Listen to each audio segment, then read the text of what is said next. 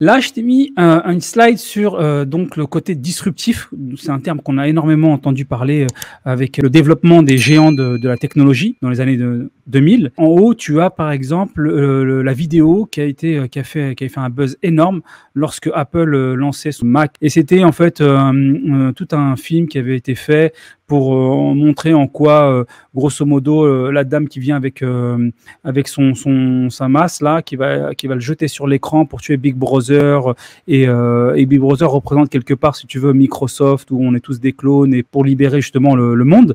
On retrouve cette même logique du bien contre le mal. Google, le leitmotiv, le mantra de Google, c'est Don't be evil. Ça veut dire, voilà, soyez bons, ne soyez pas démoniaques, grosso modo. On le retrouve également chez Facebook, une communication où on est toujours dans une logique de le bon contre le méchant, où on a une mission religieuse. Et même dans les startups, pendant longtemps, vraiment la phrase qui était citée le plus, même pour une petite startup, c'était Make the world a better place. World a better place through Paxos algorithms for consensus protocols. And we're making the world a better place through software-defined data centers for cloud computing. A better place through canonical data models to communicate between endpoints. A better place. Donc tout ça, en fait, c'est quoi le lien? C'est qu'on le retrouve beaucoup, et ça justifie un petit peu, ça explique peut-être ce que tu disais concernant la foi qu'il y a derrière le Bitcoin, où on est dans une approche disruptive ou peut-être naïve, justement, de dire que cette nouvelle monnaie, cette nouvelle crypto-monnaie va libérer le monde et va nous justement nous sauver de cette monnaie ancienne contrôlée par les différentes banques centrales.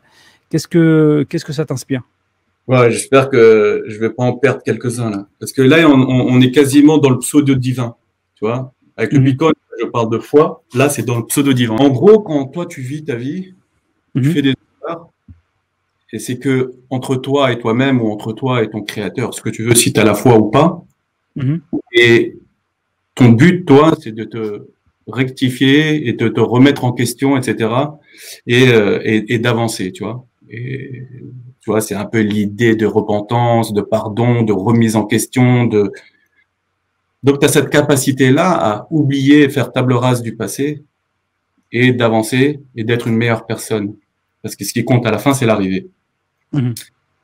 Avec le passé numérique, tu n'as pas cette chance.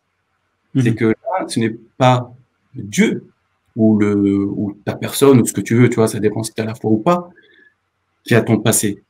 Ce sont des gens qui ont pour mission de faire de l'argent. Parce qu'on a beau dire, Google, Facebook, Apple, leur but, c'est de faire de l'argent. Donc, c'est eux qui ont ton passé numérique. Et d'une certaine façon, ils l'ont et ils s'en servent. Ils s'en servent dans quel but? Pas pour faire de toi une meilleure personne, mais pour faire de l'argent sur toi. Pour orienter ta pensée politique, pour orienter tes envies commerciales, tu vois, tes envies de consommation. Donc, d'une certaine façon, ils possèdent ton passé. Et moi, je dis toujours qu'on est pris entre le marteau et l'enclume, entre ces gens qui possèdent notre passé et les banques qui essayent de prédire notre futur. Parce que qu'est-ce que le crédit? Il n'est rien d'autre qu'une prédiction du futur. Et ils font que amener à aujourd'hui une partie des gains futurs. Tu vois? Donc, on est pris entre ces GAFAM qui connaissent notre passé, des banques qui connaissent notre passé et qui essaient de prédire le futur pour nous donner des crédits et ramener à aujourd'hui ce que nous aurions dû gagner demain. Et on a le Graal maintenant, avec Apple qui veut faire du paiement, avec Facebook qui veut faire son Libra, avec Google aussi qui veut s'attaquer au paiement. Et d'une certaine façon, on va être pris vraiment par des GAFAM qui vont avoir le pouvoir de connaître notre passé, mais aussi de s'occuper des paiements et des crédits et de remplacer les banques. Et donc là, il faut être faire très attention en fait. Très attention à ces gens. Parce que quand tu me dis Google, c'est don't be evil, la première chose que Google fait, c'est de mentir. Tu vois, par exemple, très tôt, moi, en 2000, j'étais dans mon école de télécom à l'époque, là, à l'INT, et je me disais, mais purée, ils sont cool ces gens, ils sont franchement comme Satoshi Nakamoto. C'est pour ça que moi, j'ai pris en personne. Hein, ils sont super cool. Ils te font une feuille toute blanche, tu trouves en 2 secondes ton site.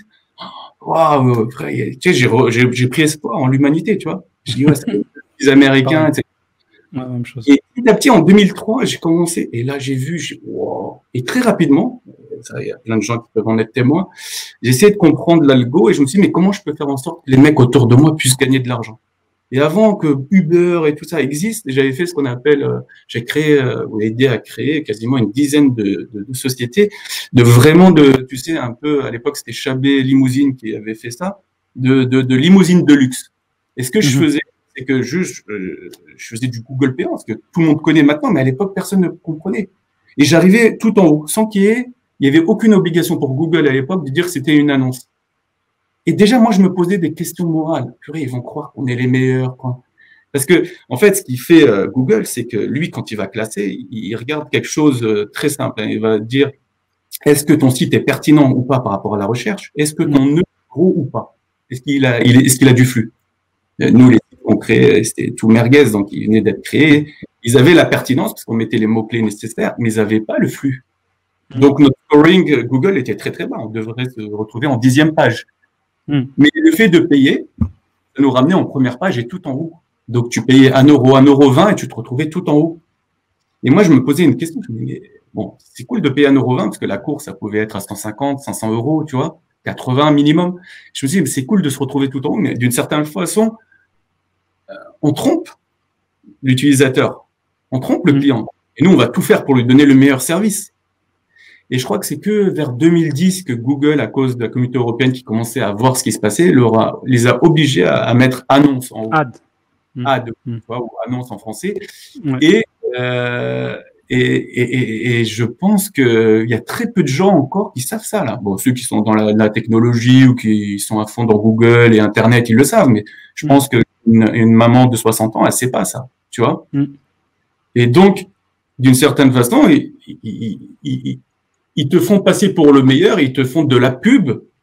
Et si c'est pas bien indiqué comme ils le faisaient au début, l'intention est mauvaise. C'est une intention un peu de mentir. Pareil quand Facebook... Mentir par omission. Ouais, que Facebook l'avait fait avec les trucs Analytica, etc., pour l'élection pour le Brexit, par exemple. C'est pour orienter. Donc, ils utilisent la data, le passé, etc., pour orienter politiquement la pensée des gens. Printemps arabe. Dieu sait si c'est pas quelqu'un qui a mis le paquet et payé pour qu'il y ait ce pricing qui arrive, tu vois. On ne sait pas. Tu vois, et donc... De toute façon, on voit déjà aujourd'hui, là, c'est bien que tu en parles, parce que là, avec ce qui se passe aux États-Unis, Trump et tout, ainsi de suite, on voit bien maintenant le rôle des réseaux sociaux, comment ils ont un rôle, clairement dans la démocratie. C'est-à-dire qu'ils ont une part sur la démocratie, sur ce qu'on peut communiquer, ce qu'on peut dire, ce qu'on ne peut pas dire, et supprimer des comptes, supprimer des accès à des vidéos, moins les mettre en avant. C'est du concret. On n'est plus dans du c'est plus dans du potentiel. C'est une naïveté des gens, c'est que eux ont dû penser c'est cool, Twitter, Facebook, etc. C'est la démocratisation. Mais en fait, ce qu'on a fait, c'est un transfert de pouvoir de gens qui sont mal élus, on va dire. Et il y a eu un transfert de ce pouvoir à eux qu'on a donné à des gens privés qui sont là et qui, encore ceux-là sont à peu près, on sait qui c'est à peu près, tu vois, Facebook, Twitter, on sait qui est derrière, tu vois. Mais c'est des gens qui faire de l'argent, tu vois. Ouais. Pour le Bitcoin, on ne sait pas qui est derrière. Ouais. Tu vois, on va donner vraiment un pouvoir à des gens, on va perdre la souveraineté. Si on va vers le Bitcoin, on va perdre la souveraineté de la création monétaire. Les gens sont super contents. Oui, l'État, c'est un voleur, de toute façon. Les banques centrales impriment n'importe comment. Et que, en fait, entre les deux, il y a une solution du milieu, tu vois. Il y a une solution où on dit, démocratiquement, pourquoi, tu vois ce que tu as dit tout à l'heure, pourquoi on ne va pas créer le Bitcoin national et décider des règles, du protocole. Et moi, je garderai quasiment le protocole Bitcoin et je rajouterai 2 ou 3 nuances. Alors justement, on va y venir. On va y venir. Justement, juste avant la solution, donc tu l'as un petit peu abordé finalement, mais comment tu vois la suite du Bitcoin? C'est-à-dire que clairement son futur. Ouais, j'avais fait un article. Plus ou moins long terme. Ouais. Exactement, j'avais fait un article là-dessus. Et l'idée est venue que, tu vois, je voyais les économistes étaient totalement perdus, tu vois, complètement perdus, ils savent plus, ils comprennent plus rien, tu vois, tout leur monde s'est écroulé, tu sais, les économistes n'ont jamais appris dans leur école que les taux pouvaient être négatifs. Pour eux, c'est un non-sens. Tu vois, je le vois, les plus grands économistes français ne comprennent rien à la création monétaire. Rien. Rien. Ils commencent là à se prendre des claques et à se mettre au niveau. Mais ce matin encore, il y a quelqu'un qui a dit une énormité, tu vois. C'est-à-dire, concernant Il disait que la BCE, c'est elle qui décide des taux. En fait, la BCE, elle décide pas des taux, elle décide juste du taux jour le jour pour les banques, c'est-à-dire le taux un jour pour les banques. Même pas le taux un jour pour le marché, c'est-à-dire pour les autres, ou interbancaires. Elle décide du taux jour le jour pour les banques quand ils déposent chez elles. Tout le reste, c'est le marché qui le décide.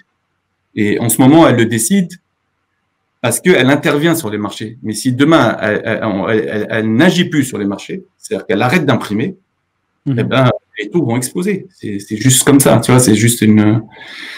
Donc, ce qui va se passer, c'est une énorme bataille entre les cryptos et les cryptos des banques centrales. C'est-à-dire les cryptos un peu anarchiques, on va dire, Bitcoin, Ethereum, etc., et les cryptos des banques centrales. Et donc, la guerre a déjà commencé. Tu sais, il y a une lutte de succession. Tu as le dollar, ce que j'appelle les monnaies dettes, les monnaies fiat, tu vois, fiat, c'est-à-dire elles viennent de nulle part, mais les cryptos aussi. Donc, on va dire les monnaies dettes. Le dollar. Lui, il est sur son lit de mort, il est achevé, il est déjà mort. Il n'existe plus. Ah ouais, Obi, il n'existe plus. Et donc, ce qui se passe, c'est que il y a les cryptos des banques centrales qui vont se battre contre les cryptos, on va dire privés. Ok? Et cette lutte va être acharnée. Et donc, il y en a qui ont pris le parti pris des cryptos privés. C'est le cas que milliardaires ou des États qui sont bannis par les États-Unis, c'est-à-dire comme l'Iran, parce que tu vois, grâce au dollar et au système SWIFT, etc., les États-Unis, comme le dollar, c'est la monnaie internationale, on va dire, bah, ils peuvent bannir leurs règles, ils peuvent bannir le Venezuela, l'Iran. Donc le Venezuela avait créé sa crypto, c'est un des premiers en 2018 ou 2017, le Petro, ok, par le pétrole, et qui n'a pas eu énormément de succès. L'Iran est en train d'aller à fond vers le Bitcoin pour pouvoir échanger, et le crypto yuan, etc. Et la Chine est devant tout le monde avec cette monnaie. La Chine, hein. Elle y est déjà, elle a déjà créé sa monnaie banque centrale, elle existe, des comptes banques centraux. Et ceux qui vont vite aussi, c'est la Fed, donc le dollar. C'est-à-dire que là, dès maintenant, tout le monde peut avoir un compte à la banque centrale. Et ça, c'est une révolution. Tu vois. Avoir un compte à la banque centrale, c'est te mettre quasiment au même niveau que les banques. Parce qu'avant, il y avait que les banques qui avaient le droit d'avoir un compte à la banque centrale. Et nous, on avait des comptes commerciaux. Il faut comprendre quand vous avez quand la banque commerciale a des euros à la banque centrale, c'est des vrais euros. C'est comme si c'était de l'or. Mais quand nous, on a nos euros chez BNP, c'est juste une reconnaissance de dette. La BNP qui dit t'inquiète, je te dois 100 000 euros, va acheter tes trucs et je les achète pour toi. Ou si tu veux les retirer, ben, je te les dois. En fait, c'est une reconnaissance de dette seulement. Ce n'est pas des vrais euros, c'est des euros BNP. Si vous êtes à la BNP, c'est des euros SG. C'est-à-dire que chaque banque va te dire, je te reconnais une dette. Mais ce ne sont pas des euros centraux. Les seuls euros centraux qu'on a dans nos poches, c'est le cash, les pièces et les billets. Parce que carrément, dans le pound, si quelqu'un a des pounds, un billet, tu verras, il y a marqué la reine te doit 5 pounds. Alors que tu as 5 pounds. Mais comment elle me doit 5 pounds? Qu'est-ce que ça veut dire? Tu vois? C'est de l'époque où on te disait, bah, si tu ramènes ça à la reine, elle va te donner de l'or. Hein? Dans l'idée, moi, si tu me donnes 5 pounds à la banque centrale, ben moi, je vais créditer ta banque de ces 5 pounds-là. Et donc, elle va te recréditer. Tu comprends? Et donc, il va y avoir une énorme bataille et il faut aller très, très vite. Alors, chacun a ses avantages et ses inconvénients. L'inconvénient du Bitcoin que je trouve, moi, alors j'ai du mal à l'expliquer aux gens, c'est ce qu'on appelle... déjà, il y a la concentration de la richesse sur quelques personnes, premièrement. Deuxièmement, c'est qu'il y a une perte de souveraineté. C'est que l'État n'est plus souverain, ce n'est plus sa banque nationale ou la banque centrale comme la BCE qui va créer les euros, mais c'est une monnaie, ce qu'on appelle une monnaie libre de dette, qui existe déjà, ok, en quantité finie. Donc, on perd un peu le contrôle de la souveraineté, de pouvoir créer, etc. De l'argent, par exemple, tu sais ce qui s'est passé avec le Covid, ils ont vite fait éteindre l'incendie. en créant des milliards. Tu vois, bah là, si tu utilises le Bitcoin, c'est pas possible. Tu peux pas les créer les Bitcoins. Ok. La perte de souveraineté pour les donc ça peut créer de la zizanie, etc. Et on pourra plus payer nos impôts. Comment on va payer? C'est-à-dire qu'il faut que tu dises sur l'honneur combien tu as de Bitcoin, parce que si tu veux le Bitcoin, tu peux très facilement via un wallet, etc. ne pas les déclarer. C'est-à-dire que ça va jouer à fond sur la confiance qu'il faudra que tu déclares ce que tu as, tu vois. Et mais le plus important, c'est celui-là, moi, qui me fait très très peur. Et ça, c'est parce que c'est philosophique et quasiment religieux, c'est la thésaurisation.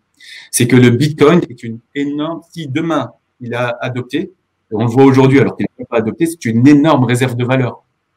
C'est-à-dire que si demain le Bitcoin est adopté, comme il sera comme l'or jadis, comme il ne meurt jamais, plus les gens vont le garder et ils seront pas obligés de le garder.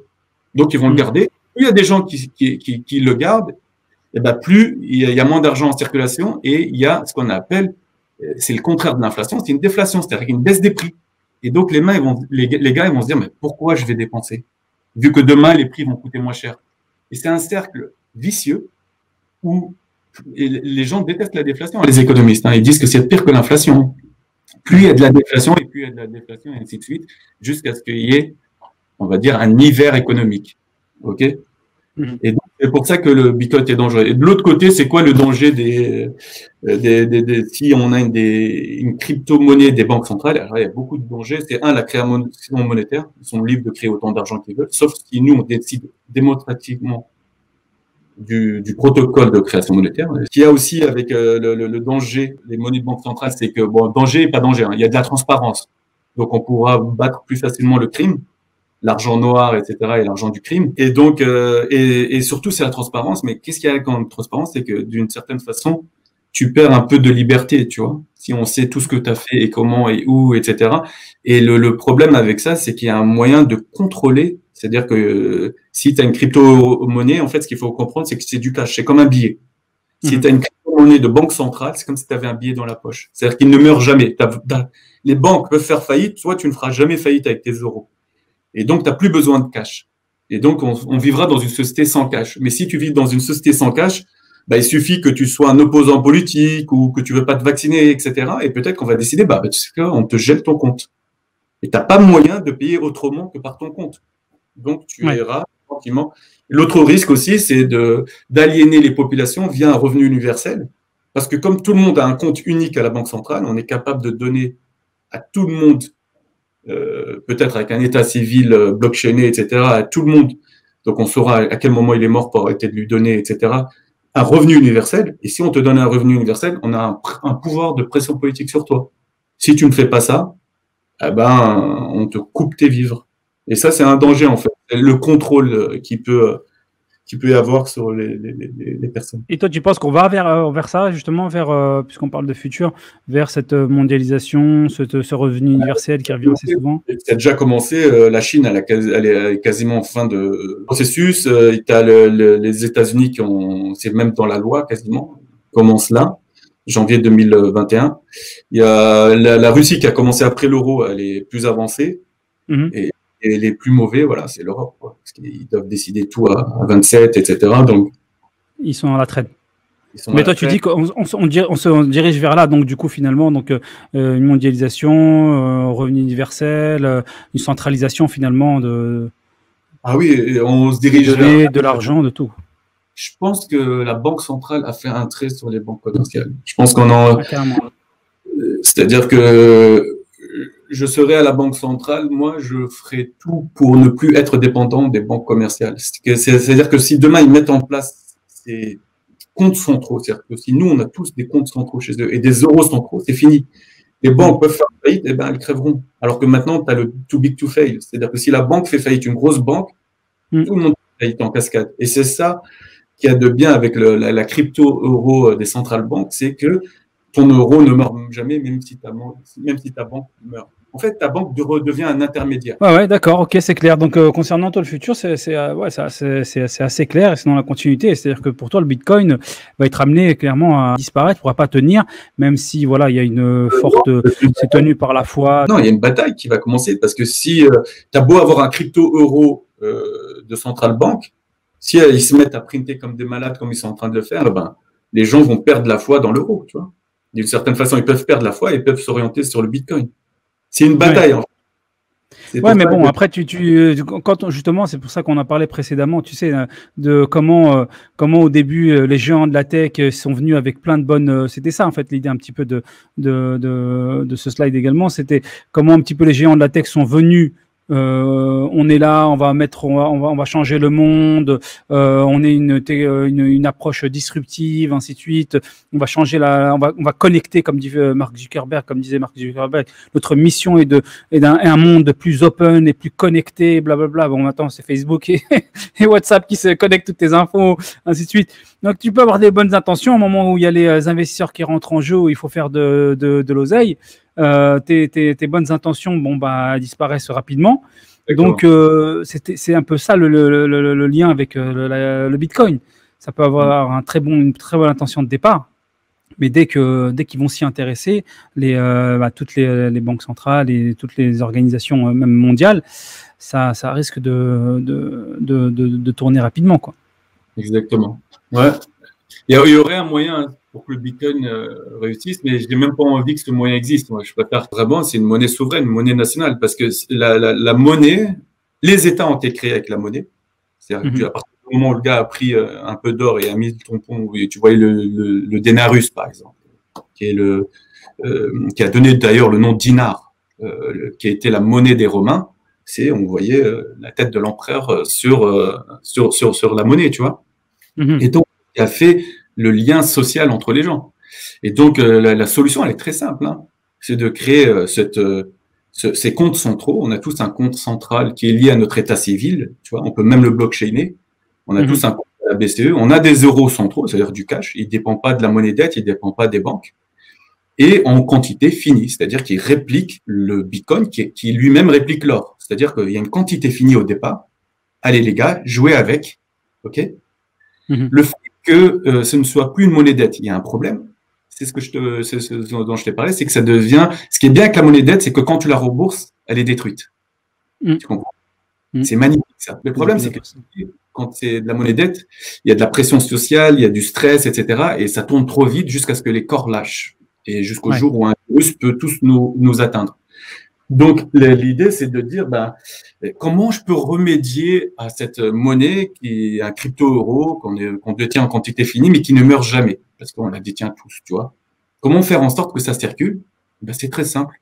Tu vas dire que tous les jours, tu as 100 euros, tous les jours de la semaine, je te laisse tranquille le week-end, tu restes chez toi si tu as envie pendant 2 jours, tous les jours, je vais te prendre 1 centime sur tes 100 euros. C'est-à-dire que je te prends 1 centime si tu dépenses pas 1 centime, et je vais le mettre je vais le collecter et je vais le donner au trésor, à l'État. Avec pour mission l'État d'utiliser cet argent pour le remettre dans l'économie. Parce que si toi, tu ne l'utilises pas, il y a quelqu'un qui va l'utiliser. Celui qui a faim, il va l'utiliser. Celui qui est démuni, celui qui a froid, celui qui doit se loger, il va l'utiliser. Et donc, l'idée, c'est que ce centime qui est pris tous les jours de la semaine, donc ça fait 260 jours sur l'année, ça fait 2,60 € sur 100 euros que tu possèdes en trop, pas ceux que tu dépenses, hein. Ceux que tu dépenses, ils sont partis. Cet argent va dans une caisse commune, et il est utilisé pour les pauvres, pour qu'ils reviennent dans l'économie. Parce que, imagine que, on va prendre Bernard Arnault, juste comme ça. Il a une pile d'argent. Je pense que sa pile d'argent est plus grande que la tienne et que la mienne. Ah oui. Et essaye un peu de mettre une couleur, tu vois. Genre, celle qui va dépenser demain, elle est rouge, et celle qui va dépenser quasiment jamais, elle est bleu foncé. Lui, c'est quasiment certain qu'il a du bleu foncé qui ne sera jamais dépensé. Et cet argent dort chez lui, en cash, tu vois, et il ne devrait pas. Il faudrait l'inciter, ce gars, à investir. Et comment tu l'incites à investir? Tu dis, tu vois, tout ce qui est très, très bleu foncé que tu n'utiliseras pas, je vais t'en prendre un peu tous les jours. Et je vais le donner aux gens qui en ont besoin. Parce que toi, l'argent que tu as, d'une certaine façon, c'est une responsabilité, tu dois la remettre dans l'économie. Et si tu ne le fais pas, je le ferai pour toi. OK? Et comment lui peut se libérer de cet impôt-là? En le réinvestissant, en créant de l'emploi, ou en le consommant, tu vois.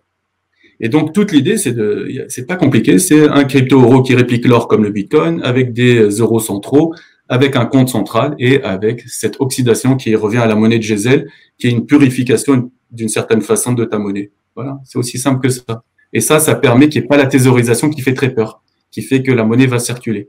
Parce que ce qui fait très peur aux économistes avec les monnaies libres de dette, c'est qu'elles peuvent dormir, elles ne meurent jamais et elles peuvent tuer l'économie. Alors que la monnaie dette doit être remboursée et elle est détruite constamment. Par contre, elle a un mauvais côté, la monnaie dette, c'est qu'elle repose sur les taux d'intérêt. Je vais très vite. Hein. Elle repose sur les taux d'intérêt, donc elle est de nature exponentielle, c'est-à-dire de nature boule de neige. Et à un moment, la boule de neige explose. C'est ça le malheur de la monnaie dette. Par contre, le malheur de la monnaie Bitcoin, de la monnaie or, c'est que elle peut te conduire à dormir sur ton argent et d'une certaine façon de ne pas le dépenser. Et donc, la manière de le dépenser, c'est de te mettre cette petite pilule qui va purifier ton argent, qui va le faire oxyder et qui va le faire fondre, oxyder, ce que tu veux, purifier, ce que tu veux, pour qu'il circule dans l'économie et qu'on te force à ce qu'il circule dans l'économie. Et si tu ne le fais pas, il circulera via les pauvres. Ouais. C'est un pot total. Ouais, c'est intéressant, mais moi, j'ai comme, tu vois, quand tu présentes tout ça, je me pose quand même une question, c'est de me dire, j'ai l'impression, moi, la monnaie dette et quand on oppose la monnaie dette et est-ce que tu nous as bien fait la comparaison entre la monnaie dette et cette monnaie limitée, qui est le crypto-monnaie ou l'or avant, c'est que finalement, si tu veux, tu as des leviers avec la monnaie dette qui peut. J'ai peut-être une vue biaisée, hein, mais tu as des leviers, les économistes ont des leviers qui peuvent en faire profiter, notamment donc les plus riches. On sait que, par exemple, là, cette année, avec le print, les dettes qui ont explosé, à qui ça a profité? On sait bien, voilà, ça a permis d'enrichir les plus riches, comme tu le dis. Alors que j'ai l'impression que, tu vois, avec l'or, et même la crypto-monnaie, comme tu l'as dit également, ça avantage beaucoup les primo-acquérants, tu vois, acquéreurs. C'est-à-dire que, tu vois, et là, tu n'as pas trop de levier pour pouvoir, en tant qu'économiste, tu n'as pas beaucoup de levier pour pouvoir faire inverser la tendance et en faire profiter davantage les plus riches. Alors, je ne sais pas si mon avis est biaisé ou pas, je ne sais pas ce que tu en penses. En fait, je ne sais pas si c'est une bonne chose de faire profiter aux plus riches parce que dans le système. C'est ce qu'on fait avec la monnaie dette. Ouais, la dette, en fait, la dette des uns est l'épargne des autres ou la richesse des autres. Ok. Donc, il y a le levier dont tu parles. Il faut comprendre que la monnaie dette pousse justement à ce que les richesses soient de plus en plus exacerbées. Ok. Donc, fasse en sorte que le riche devienne toujours de plus en plus riche et le pauvre de plus en plus pauvre. Là, en inégalité de richesse, en gros, on est en 1928. OK? C'est-à-dire qu'on est au même en inégalité de richesse, mais plus haut que 1928. Le problème, quand il y a ça, très rapidement, il y a soit des crises économiques, des crises sociales, soit des guerres, qui permettent de resetter et de faire en sorte qu'on réatterrisse par terre. Parce que l'exponentielle, elle ne peut pas aller au ciel. C'est que justement, c'est la bulle qui explose, quoi. Quand les riches ont trop d'argent, ils ont trop de pouvoir. Et quand les pauvres ont trop de dettes et pas assez d'argent et qu'ils se font maîtriser politiquement par les riches, ils deviennent des bombes prêtes à exploser à tout moment.